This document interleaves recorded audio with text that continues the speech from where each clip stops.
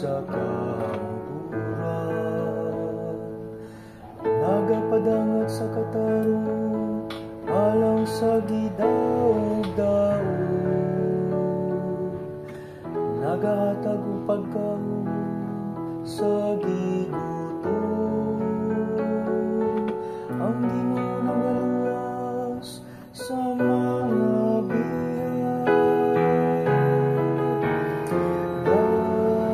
Daydaang Ginoo, kalagyo.